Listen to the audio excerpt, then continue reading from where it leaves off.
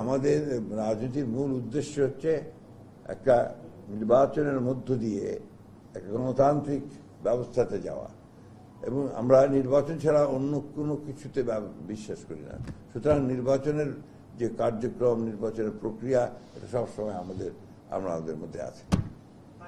জাতি মনে করে অতি দ্রুত একটি নির্বাচন একমাত্র এখন পথ, যা দিয়ে আমরা বর্তমান রাজনৈতিক সংকট থেকে উত্তরণ করে গণতন্ত্রে উত্তরণ ঘটাতে পারি।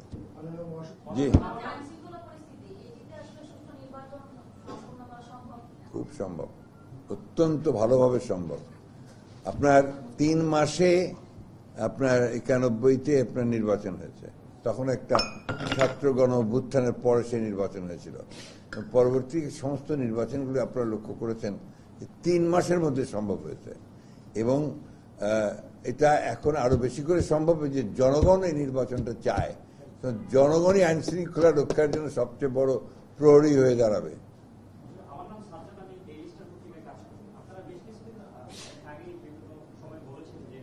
সরকারের মধ্যে 2জন ছাত্র উপদেষ্টা আছে এবং বিভিন্ন সময় বিএনপি নেতাকর্মীরা বলেছে যে নির্বাচন প্রশ্নবিদ্ধ হতে পারে। তো এখন আপনারা আসলে কতটুকু আশাবাদী যে এই সরকারের সেটআপে সামনে নির্বাচন ফিরিয়ে করবে? প্রফেসর নিশ্চয়ই এখন পর্যন্ত যতগুলো কাজ করে এসেছেন তাতে করে উনি প্রমাণ করেছেন যে ভবিষ্যতেও তিনি নির্বাচনকে সুষ্ঠু অবাধ করার জন্য এমন কিছু করবেন না যেটা প্রশ্নবিদ্ধ হবে।